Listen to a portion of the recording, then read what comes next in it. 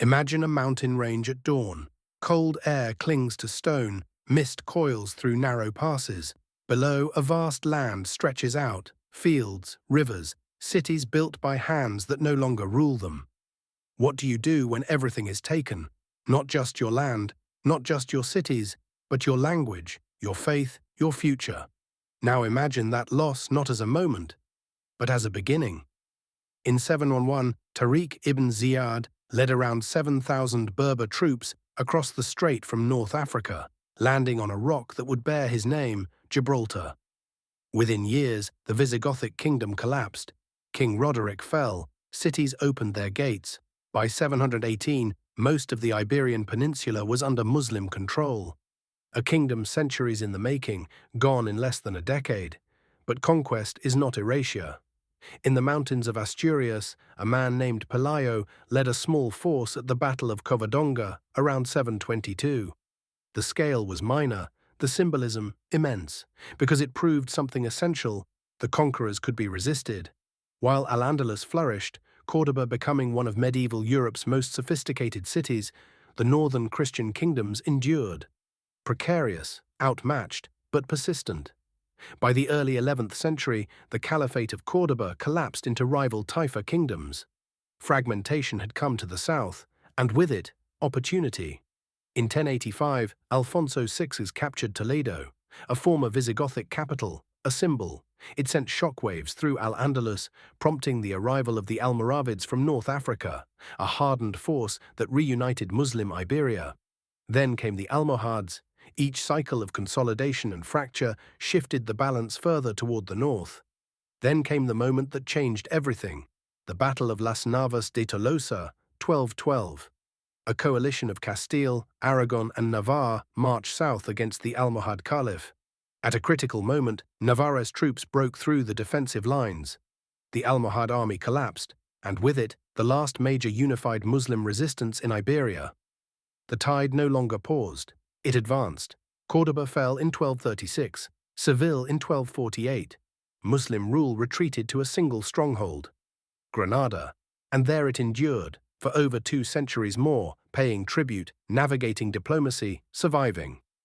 In 1469, the marriage of Ferdinand of Aragon and Isabella of Castile united the major Christian powers. For the first time, they moved as one. The campaign against Granada was methodical, relentless. Fortresses besieged, supply lines cut, territory reduced piece by piece. In 1492, Boabdil, the last Nasrid ruler, surrendered the keys of the city. 7 centuries, 1 peninsula, reclaimed. But victory carries a cost. The promises of tolerance eroded, forced conversions, expulsions, the Inquisition.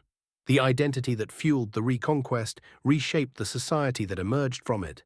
And 1492 is not just the year Granada fell, it is the year Columbus sailed. A unified Spain, newly forged and looking outward. The end of one long struggle became the beginning of an era of exploration and empire. The echoes remain, in architecture, in language, in memory. The Second World War, a world that broke itself. Imagine a city at night, windows blacked out, streets emptied, a siren rising through the dark.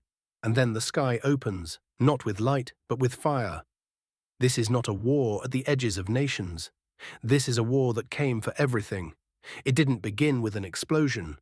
It began with a silence. The silence after the First World War. The Treaty of Versailles left Germany defeated, humiliated, and economically crippled. Peace built on punishment does not settle.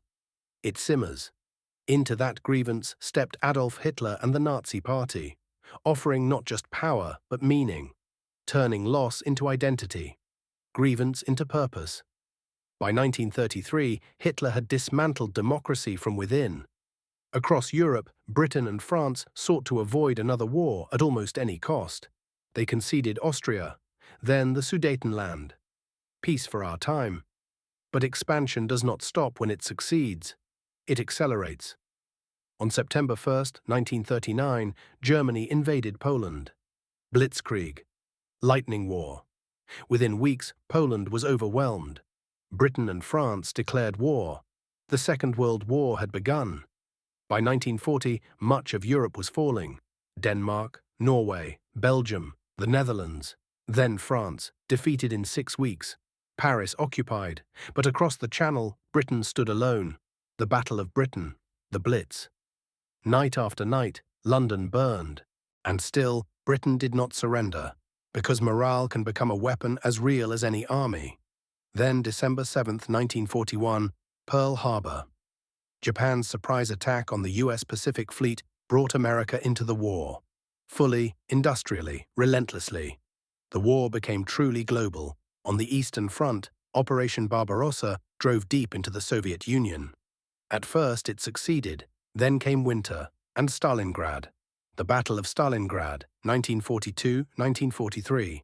Street by street, building by building, hundreds of thousands dead. The German Sixth Army encircled and forced to surrender. For the first time, Nazi Germany suffered a catastrophic defeat. The advance became retreat. June 6, 1944, D-Day. Allied forces landed on the beaches of Normandy. Men cut down before reaching shore. Chaos, courage. But the line held, a foothold secured, and liberation began. By 1945, Germany was pressed from east and west. Berlin became the final battlefield. Hitler died in a bunker beneath the city. On May 8, 1945, Germany surrendered. But in the Pacific, the war continued. Island by island. Then Hiroshima, Nagasaki. Atomic bombs. Destruction on a scale the world had never seen. Japan surrendered. The cost, over 70 million dead. Cities erased. And beneath it all, the Holocaust. The systematic murder of 6 million Jews alongside millions of others. Not collateral damage, industrialized genocide. What came after was a world reshaped. 2 superpowers rising, the Cold War beginning, and institutions built in response, the United Nations, international law, imperfect attempts to prevent it from happening again. The world we live in today was forged in that fire. The First World War, how a world sleepwalked into catastrophe. Imagine a field at dawn, not green, but grey, mud thick enough to swallow boots. Artillery distant at first, then closer, then constant. Men in narrow trenches, backs against dirt walls, waiting. Because waiting is what this war demands. No one expected this. They expected movement. Glory. A war over by Christmas. Instead, they built a machine that consumed an entire generation. The year is 1914. Europe looks stable, empires dominating the map, deeply interconnected. But underneath, tension. Alliances woven so tightly they resemble a trap. June 28, 1914, Sarajevo. Archduke Franz Ferdinand assassinated. A single act. But the world was already loaded. This was just the spark. Austria-Hungary issued an ultimatum to Serbia. Russia mobilized. Germany declared war on Russia, then France, then moved through Belgium. Britain entered in response. In days, a regional crisis became a continental war. German forces pushed deep into France, reaching near Paris, then were halted at the First Battle of the Marne. Both sides dug in. Trenches stretched from the North Sea to Switzerland. The war stopped moving. The Battle of the Somme, 1916, nearly 60,000 British casualties on the first day alone. For gains measured in meters, Verdun, also 1916, designed to bleed France white. Nearly a year of fighting over the same ground, hundreds of thousands dead. The line barely changed. This wasn't just war, it was endurance pushed beyond reason. By 1917, something had to give. Russia collapsed into revolution and withdrew. Then, April 1917, the United States entered. Fresh troops, industrial power. The turning point that transformed exhaustion into possibility. Germany launched a final spring offensive in 1918. At first it worked, but it couldn't be sustained. The Allied counterattack, the 100 Days Offensive, pushed relentlessly. German lines collapsed. On November 11, 1918, the guns fell silent. The cost, over 16 million dead. 4 empires collapsed: German, Austro-Hungarian, Ottoman, Russian. Maps redrawn, nations created, and resentment planted.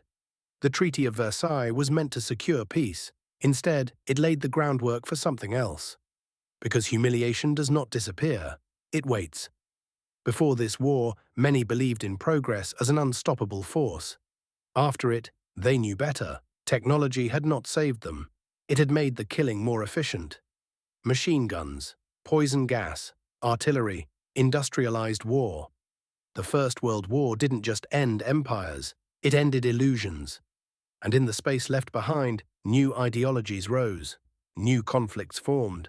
The peace that followed was not stable, it was a pause between storms. 21 years later, the world burned again.